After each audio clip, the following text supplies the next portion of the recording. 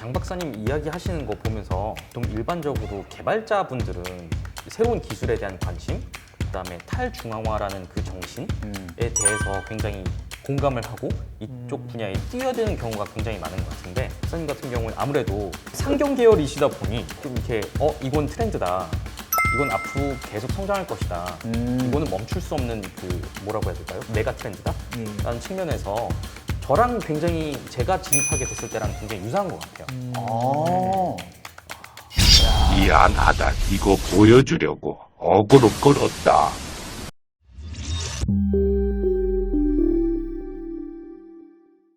네, 안녕하세요. 알고팍스 MC 코린이 신흥재입니다. 네, 안녕하세요. 고팍스 최한결입니다. 저희 오늘 알고팍스에서 굉장히 모시기 힘든 분을 모셨다고 들었습니다. 고팍스 초대석. 이 새로운 시간인가요, 그럼? 새로운 시간 이게 계속 고정으로 될지는 모르겠는데 이분이 저희 채널에 나오기 위해서 섭외가 굉장히 힘들었다고, 네. 그 정도로 모시기 힘든 분이다 네. 라는 건 저는 이제 들었거든요. 네, 혹시 힌트라도 좀 주실 수 있나요? 크립토로 굉장히 성공하신 분입니다. 일단은 성공하신 분이네요. 네네. 그럼 뭐 성공이란 한 말은 돈도 많고. 그렇겠죠. 궁금합니다. 자, 오늘 저희 알고팍스에서 굉장히 힘든 분을 모셨습니다. 자, 그분을 모시겠습니다. 박수. 안녕하세요. 네, 장박사 자영준입니다.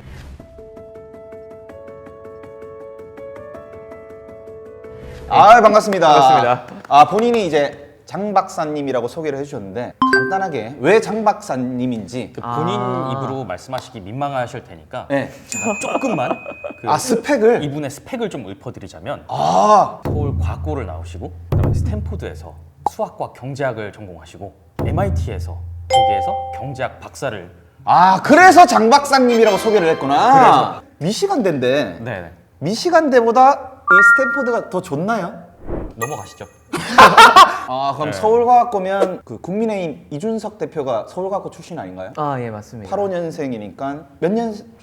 예, 저보다 후배입니다. 야, 선배님이시구나. 뭐. 어떻게 서울과학고에서 어떻게 또 스탠포드 대학까지 가시게 됐는지. 예. 동경이 있었어요. 뭔가 미국 가서 뭔가 해보고 싶다. 아. 네, 기회가 잘 닿아서 이렇게 유학을 하게 됐습니다. 서울대를 가고 싶은 생각은 없었나요? 사실 뭐 한국도 참 좋은 곳인데 네. 뭔가 약간 어릴 때 다들 약간 야망 뭐 이런 게 있잖아요. 세계에서 뭔가 잘하는 애들이 온다는데 네. 가서 한번 해보자.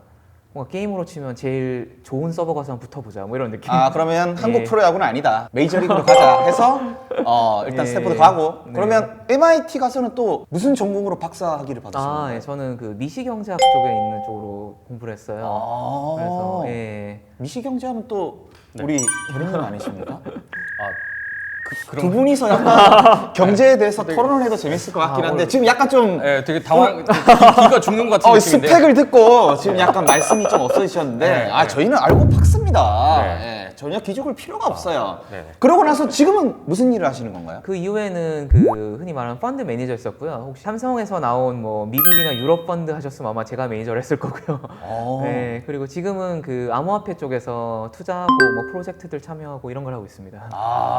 암호화폐 투자를 했다 가면 굉장히 궁금한 게 어디에 투자를 했는지, 요즘은 또 어떤 게 좋은지, 앞으로는 또 어떤 코인이 좋을지 굉장히 궁금한 게 많거든요. 결인님은 또 궁금하실 게 엄청 많으실 것 같은데. 네네. 네. 그 저도 약간 예전에 운용을 했었다 보니까 네. 같이 그 조금 분야는 다르긴 하지만 네. 운용을 했던 관점에서 어떻게 가상화폐, 가상자산 업계를 알게 되고 또 빠지게 되어서 요즘은 그 용어를 안 쓰긴 하는데, 그 앨리스가 그 이상한 나라로 빠지게 될 때 토끼굴에 빠진다고 표현하잖아요. 그죠. 예. 예. 어떻게 토끼굴에 빠지게 되셨는지 좀 궁금합니다. 예. 사실 전 비트코인이란 거 안 거는, 그러니까 뭐 제가 MIT에 있었으니까 그 되게 약간 흔히 말하는 공돌이들이 되게 많은 곳이거든요. 특이한 사람 많고. 그렇죠. 그래서 그때 2013년 그때쯤에 처음 알았었어요. 저 질문이 있습니다. 예. 지금 SEC 위원장인 게리 갠슬러가 네. MIT에서 블록체인을 가르쳤다고 하더라고요. 저랑 아무 상관이 없습니다. 그런가요? 아무런 상관이 없습니다. 저는 또 직접 사사 받으신 줄 알고. 아니요. MIT 공대 그런 유명한 교수님이 있군요. 누군지는 알지만 만나본 적 없는 뭐 그런 정도? 질문 좋아요. 제가 할 수 없는 질문들을 이 결인님께서 해주니까 제가 굉장히 마음이 편합니다. 저희 질문은 여기는 고급 질문이고, 네. 저는 약간 저급 질문이라 저는 사생활적인 걸 물어볼 수도 있으니까 참고해 주시면 부탁드립니다. 사생활 재밌는 게 없어서. 그냥 재밌을 것 같아요 지금 보니까. 그래요? 애기 키우는 얘기 궁금하시면 물어보셔도 됩니다. 결혼하셨구나. 아, 예. 아기들에게 시달리고 있습니다. 아파트 사시나요? 네네. 아 역시 성공한 사람은 아파트 살고 있군요. 강남. 아 강남 혹시 무슨 동인지만 말씀 아, 물어봐도 아닙니다. 아 기억이 나지 않는군요. 아니 그래서 2013년에 처음 알았는데 그때는 그냥 뭐랄까 별 신기한 거 하는구나. 그냥 뭐 컴퓨터 게임 같은 건가로 넘어갔었고 근데 그러다가 좀 더 관심을 갖게 된 건 그 중간에 그 요즘은 가끔 뉴스 나오는데 그 마운트 곡스 사건 있잖아요. 아, 네네. 해킹됐다. 그래서 그때 좀 봤었어요. 왜냐하면 우리가 뭐 예를 들어 증권회사에서 거래를 할 때는 이게 해킹된다는 걱정이 사실 별로 없잖아요. 은행이나 그렇죠, 어차피 다 거의 찾아지고 하니까 그래서 되게 위험한 거구나 생각하고 그때 또 가격도 확 폭락하고 하니까 아 역시 이거는 그냥 장난감이었어 넘어갔었거든요. 그때 샀었으면 예. 2013년이면 정말 그죠 2013년 뭐 15년 이럴 때 샀었으면 그때가 어느 정도 했나요 가격이? 굉장히 쌌죠 그때는 정말 13년도는 네, 뭐 10만 원 이랬을려나? 기억도 안 나요 아예 어허 10만 원이라 10만 원도 안 했을 것 같은데. 네, 기억이 잘 안 나요 아무튼 예. 그래서 막 기숙사에서 그걸 진짜 채굴하던 애들도 있었거든요 왜냐하면 기숙사는 전기가 공짜였으니까 그걸 또 머리를 돌리는 사람이 있어요. 네, 왜냐면 사실 아시다시피 채굴할 때 제일 비싼 게 보통 전기인데 뭐 그래픽카드 사고 나면 그래서 얘는 대체 뭐 하고 있나 생각해요 그때 아, 한심해 보였겠네요. 지금 그분은 뭐 하고 있나요? 그분은 은퇴해서 저를 한심하게 기억을 못하겠다 아마 그러고 이제 뭐 펀드 매니저 일을 하게 되고 했는데 아무래도 뭐 주식에도 관심이 있었지만 주식하다 보면 세상에 많은 일에 관심을 갖게 되잖아요 그래서 그중 하나가 이제 이런 비트코인 이런 뭐 암호화폐 이런 거여서 17년에 저희 붐이 있을 때 뭐 위에서 지시도 있었고 저도 관심 있고 좀 연구를 했는데 그러니까 아무리 봐도 그냥 버블이더라고요 그때는 뭔지도 잘 모르겠고 이거 아무튼 이거는 아닌 것 같다 했는데 이제 그 아시죠 광풍이 한번 불었고 그다음 꺾였잖아요 네. 근데 그 다음에 관심을 갖게 됐어요 사실 그게 몇 년도죠? 2018년에 아 그때부터. 그러니까 2017년에는 그냥 무슨 생각을 했냐면 이거는 그냥 돈을 찍어내는 건데 그럼 찍어내는 사람을 보통 믿고 하는데 국가나 우리가 사실 우리나라 원화나 미국 달러를 믿는 건 그 정부를 믿는 거잖아요 근데 이거는 비트코인 같은 경우는 그게 없다는 게 핵심이잖아요 사실 뭐지? 생각이 드니까 그냥 뭐 딱히 하고 넘어갔는데 2018년이 돼서 이게 하락을 했는데 그러면 제가 생각한 이론이 맞으면 이거는 0으로 가야 되거든요 왜냐면 아무 가치가 없으니까 근데 이게 떨어지다가 뭐 여기서 멈춰서 쭉 가더라고요 그래서 이거 뭔가 있나 생각을 했어요 그때 처음으로 사실 그러니까 오히려 저는 비트코인이 막 2천만 원 찍을 때는 버블 같은데 하다 떨어질 때는 아 그래 하다가 이게 한 500만 원 뭐 이럴 때는 이게 안 떨어지는구나 더 이상 그리고 보통 이게 죽어가는 그 영역이면 그게 가격이 그만큼 떨어지면 다 사라지거든요 예를 들면 주식에서 어떤 섹터가 뜨는데 뭐 요즘 같은 경우 예를 들면 전기차가 엄청 떴죠 근데 만약 이게 전기차가 안 좋아지면 뭐 테슬라뿐만 아니라 관련주가 싹 죽거든요 이게 자연스러운 거고 어떻게 보면 네네네. 근데 이거는 프로젝트들도 계속 나온다 그러고 뭐 코인도 계속 나온다 그러고 그리고 주변에서 되게 그 젊고 그 똑똑한 친구들이 많이 이쪽에 들어가더라고요 근데 항상 생각한 게 이게 젊고 똑똑한 친구들이 많이 가는 영역이 망할 수가 없다는 생각을 했어요 저는 왜냐면 결국 모든 건 인간이 하는 거고 그래서 주식 투자할 때도 약간 그런 사람들이 더 관심을 가지는 그 신흥 트렌드를 잡자 신흥쟁이 옆에서 말하기 잠깐 민망하지만 제 신흥이 그 신흥입니다. 네. 그래서 그 신흥 트렌드를 잡자로 약간 생각을 했었는데 여기서도 그럼 이게 트렌드가 될 수 있나 생각을 했어요 그럼 가장 확실한 건 자기 돈을 걸어야 되거든요 뛰어들어 세봐야 되고 그러니까 이게 약간 그런 느낌이죠 그러니까 그냥 소액 들어가 봤었어요 그래서 얼마 정도 들어갔나요, 그럼? 기억이 잘 안 나는 큰 돈은 아니었습니다. 아무튼 그러니까 한마디로 그게 다 없어져도 편하게 잘 수 있는 정도? 그래서 이제 그쪽 커뮤니티 분들도 뭐 인사해보게 되고 근데 저는 거기서 약간 노땅이었고요. 그래서 이제 젊은 분들이랑 얘기하면서 아 이게 가능성이 있겠구나 그래서 좀 봤는데 생각했던 게 뭐 사실 블록체인 기술이라는 게 되게 어렵잖아요. 사실 생소하고 뭐 내가 이거를 얼마나 잘할 수 있을까 생각도 했고 그랬는데 사실 오히려 그래서 2019년에 이렇게 막 되게 흔히 말하는 빙하기 오고 그래서 다들 관심 없어질 때 2020년에 돼서 그 요즘은 뭐 되게 말이 많이 나오는데요. 그 디파이 아니면 뭐 탈중앙 금융 이런 말이 있어요. 그래서 그런 게 이제 2020년 여름부터 나왔습니다. 근데 그때 저는 본격적으로 시작을 했어요. 그게 2020년 여름이 아마 이제 다들 기억이 안 나실 텐데 언젠가 하면 2020년 3월이 2년 전이고 그때 코로나 때문에 주식 폭락할 때거든요. 10% 빠졌죠 코스피가. 10%더 빠졌죠 사실. 더 빠졌죠. 그래서 막 그 하루만. 그리고 하루 만에? 예. 그리고 전체적으로는 거의 주식이 막 30%씩 빠졌으니까 그걸 아는 이유는 저는 그때 주식 펀드 매니저를 했었으니까 그때 당시에? 저희 그러면 흔히 저희는 반성문이라고 표현하는데 20% 이상 빠지면 반성문을 무조건 써야 돼요. 누구한테 쓰는 건가요? 고객에게. 저희가 고객의 자산을 이렇게 맡겨 주셨는데 그렇죠. 어쨌든 물론 학력적 내가 코로나 맞는 거 아니잖아요. 다 떨어진 거니까 사실은. 근데 그래도 어쨌든 이제 뭐 신의 성실을 넘어서 어떻게 보면 책임이 있는 거죠. 이제 뭐 선량한 관리자의 의무라고도 할 수 있고 그래서 그 반성문 열심히 쓰고 뭐 반성문이라고 저희는 표현하는데 그냥 이제 이러저러한 이유로 뭐 고객님 자산이 이런 영향이 있었고 그래서 저희가 뭐 이런 걸 하고 있습니다. 죄송합니다. 믿고 맡겨주세요. 뭐 이런 걸 쓰는 거거든요. 그래서 그런 거 쓰고 나서 본 다음에 이제 오히려 그럴 때는 사실 별로 할 게 없어요. 왜냐하면 다 떨어져 갖고 엄청 떨어진 다음에 이제 반성문 쓴 다음에 이제 괜찮아 보이는 거 사고 나면 기다릴 수밖에 없거든요. 이제는. 그렇죠. 오를 때까지. 그러니까 모니터링을 하면서 매일 이제 출근해서 보고 좋군. 이러고 기다리는 것밖에 없어서.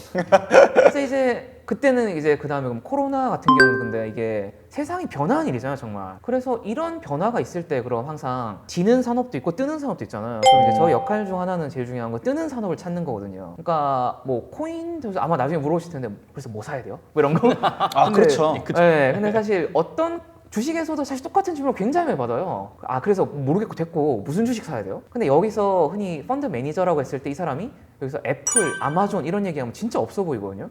그건 나도 아는 거고. 그렇죠. 나가 주식을 안 하는 친구들도 그러니까. 뭐 신문 기사 접해서 뭐 말할 수 그런 있는. 거 사라고 당신한테 뭐 기대하는 거야? 뭐 이런 얘기가 나오니까 뭐 이제 되게 뭔가 있어 보이는 무슨 못 들어본 이런 걸 찾기를 기대를 하는데 현실적으로 이게 힘들어요, 되게. 그런 걸 찾고 유지하는 게. 왜냐하면 저희 특히 공식적으로 이렇게 펀드를 운영하는 경우는 그 기준이 다 있거든요. 흔히 말하는 너무 이상한 주식을 못 담아요.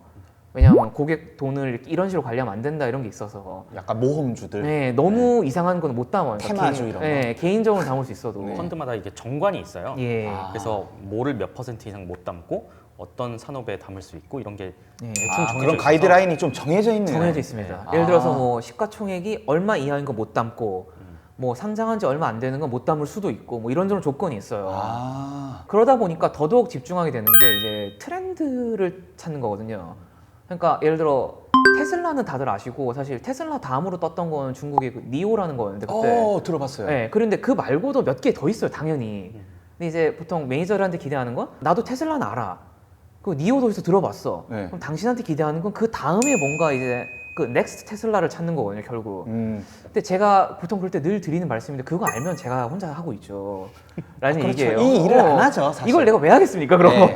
은퇴했죠. 내가 졸업했지, 은희야말로 은퇴했죠. 네. 그래서 근데 그렇게 할 수 있는 건 그러면 내가 그 테슬라, 니오 뭐 그 다른 애들은 모르더라도 전기차가 뜰 거라는 걸 알면 미리 알 필요도 없어요, 사실. 이게 뜨면 이렇게 쭉 올라가잖아요. 네. 그러면 여기서 알 필요도 없고 한 요쯤에서 흔히 말하는 무릎에서만 알면 충분하거든요. 뭐 100원일 때 꼭 알아야 될 필요가 없어요. 이게 100원인데 나중에 1000원을 간다고 치면 100원일 때 살려고 하면 진짜 무리거든요, 사실. 이게 100원이 200원쯤 갈 때 사면 사실 되게 좋아요. 왜냐면 이제 사람들이 좀 알기 시작하고 기관들 관심도 붙고 거래량도 붙고 그럼 이제 200원일 때 사서 500원일 때 나오는 게 목표가 되는 거거든요. 그러니까 이거 100원에서 1000원 간 얘기가 흔히 언론에 많이 나오고 사람들끼리 뭐 야 내가 이거 10배 먹었어, 뭐 코인 하면 100배 먹었어 하는데 네.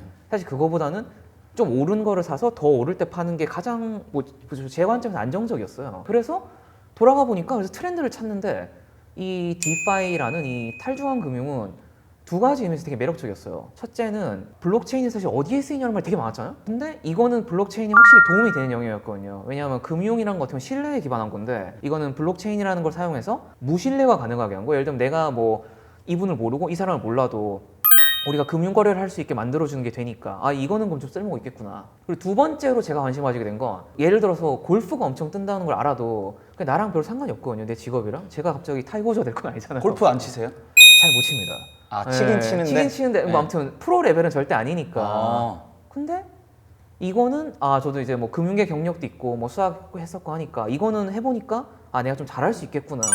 그래서 이제 좀 관심을 갖고 지켜보다가 이제 좀 더 투자를 해보고 그다음에 이제 저 나름 이론이 있으니까 뭐 테스트도 해보고. 근데 뭐 당연히 예상하셨겠지만 이게 세상이 무서운 곳이라서 처음에는 좀 고생을 많이 했어요. 뭐 약간 사기 비슷한 것도 당해보고 실패도 해보고. 야, 네. MIT 나와서 사기도 당해보네요. 원래 그 흔히 말하는 학벌 좋거나 뭐 이런 사람들이 사기 잘 당합니다.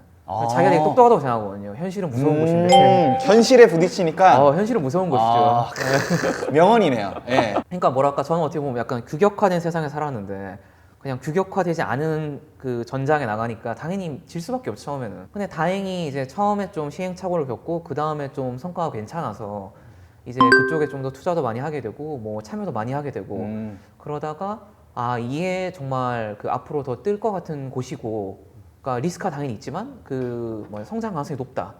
그래서 이제 이쪽으로 넘어왔습니다. 그래서 이제 성장 그 가능성이 높다는 건 무엇 보고 판단하셨나요? 자산의 가격으로 생각하면 네. 그 뭐 당연히 변동성 되게 높고 리스크가 높지만 그 올라갈 확률이 되게 높다고 봤고요.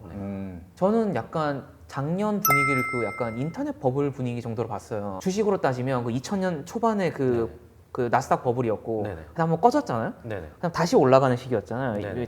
2020, 2021이 네네. 그거는 저는 한 주식으로 치면 2007년 이 정도로 생활했었어요. 올라갈 때 물론 주식은 금융위기 때문에 다시 떨어졌었지만 근데 그때 잘 나갔던 뭐 애플, 구글 이런 건 지금 훨씬 더 잘 나가니까. 네네. 그리고 결국 그 사실 저 좀 나이가 들어서 그럴 수도 있는데 우리 옛날만 해도 인터넷 같은 게 이렇게 뜰 줄 몰랐거든요. 인터넷 같은 거. 시청자분들 이해를 못 하실 거예요. 엠파스 라이코스 세대죠? 아 그렇죠. 할 말이 없네 이거 참. 네네네. 세이클럽. 세이클럽. 어디버디. 사이클럽이래. 무슨 사이클럽 소리야? 뭐 이런 거. 뭐야 이건? 스카이러브. 기억나 아이러브 뭐 스쿨. 프리첼 뭐 이런 거 있었죠. 예예. 아 죄송해요. 너무 이거 늙은 티를 냈네요. 아니요. 그런 시기가 한 번 있고 그 다음에 결국 이 인터넷 사업은 성장하니까 제가 어떤 게 딱 오를지 고르는 능력이 있는지는 모르겠지만 이 업에 있으면 약간 그런 느낌. 바닷물이 같이 들어오면 모든 배가 떠오르거든요 보통.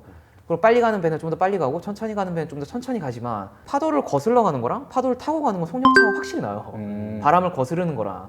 그러면 이제 순풍에 돛달고 가는 게 맞으니까 그래서 이제 이쪽에 들어오게 됐습니다. 그래서 전 장 박사님 이야기 하시는 거 보면서 그 굉장히 특이하다고 느낀 게 예. 보통 일반적으로 개발자분들은 새로운 기술에 대한 관심, 그다음에 탈중앙화라는 그 정신에 대해서 굉장히 공감을 하고 이쪽 분야에 뛰어드는 경우가 굉장히 많은 것 같은데 박사님 같은 경우는 아무래도 약간 굉장히 이제 의심을 많이 네. 한 거잖아요. 또 네. 상경 계열이시다 보니 좀 이렇게 이건 트렌드다.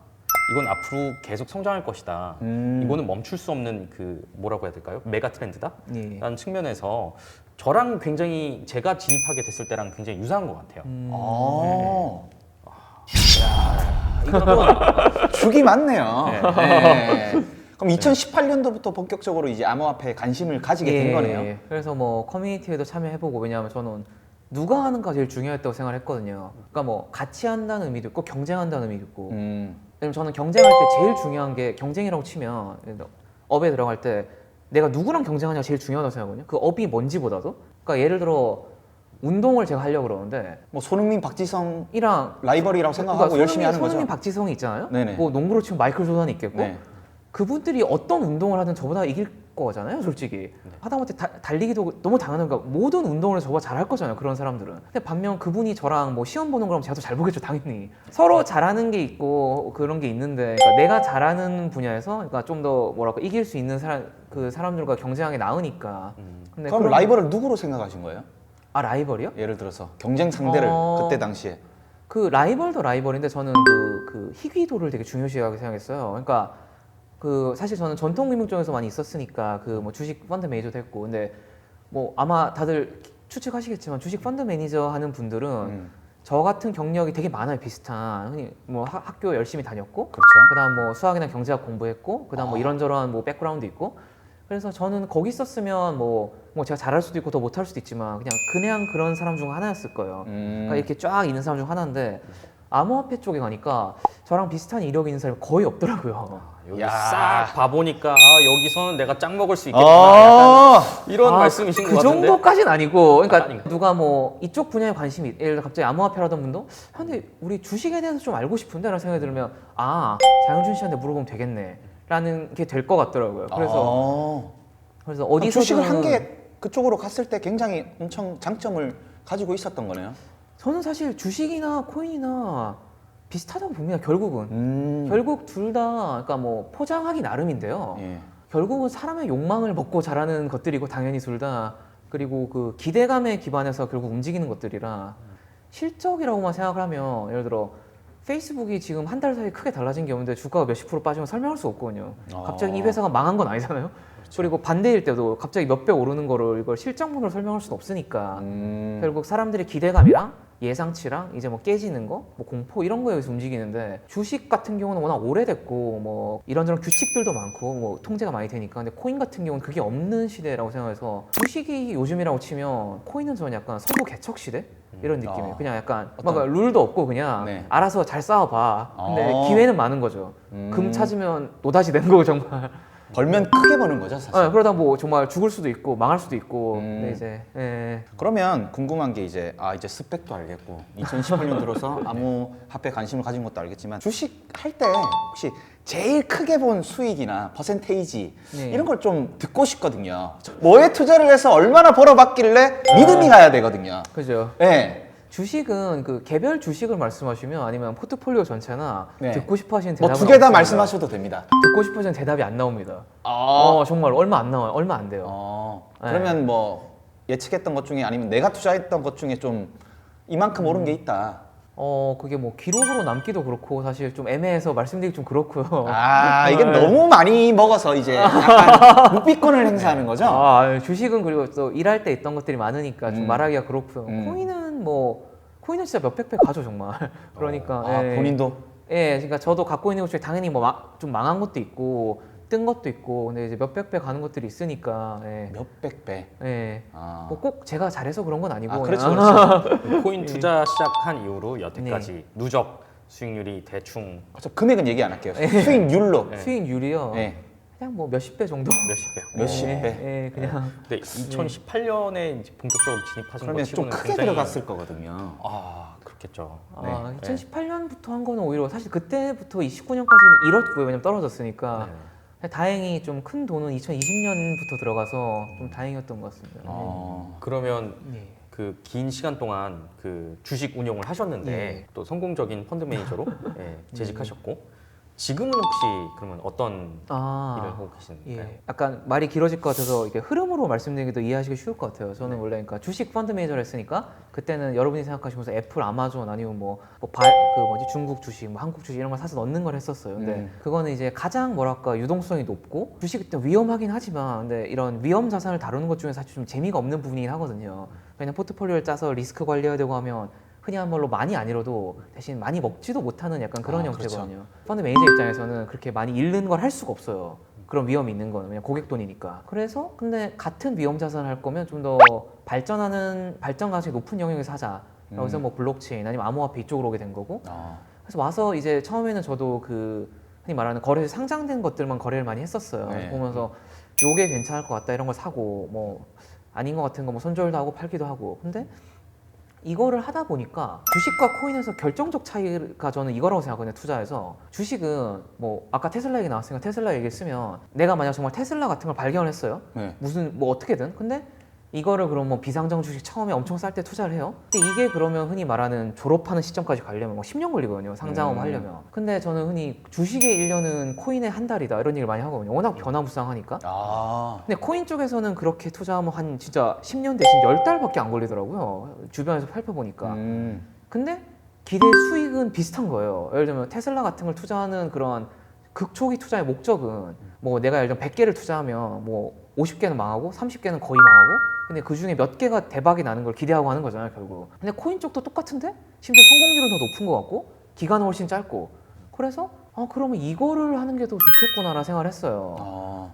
예를 들어 상장하는 게 뭐 어떤 주식이 상장하면 예를 들면 100원인데 그러면 얘가 초기 투자해서 이걸 10원에 살 수 있으면 그냥 그 자체로 승리잖아요 그냥. 그 다음에 이게 오르고 내리고 나중 얘기고. 그래서 이쪽을 좀 관심을 가져보자. 그래서 이제 저희는 뭐 프라이머리 마켓이라는 표현도 쓰고 아니면 무슨 뭐 시드 투자, 뭐 초기 투자, 벤처 투자 뭐 이런 용어를 쓰는데 초기 투자 쪽에 관심을 가지고 이제 근데 이제 그것도 뭐 제가 그쪽 영역 사람들 모르니까 그래서 이제 지인들한테도 뭐 물어보고 해서 이제 일단 맨땅에 헤딩으로 들어갔거든요.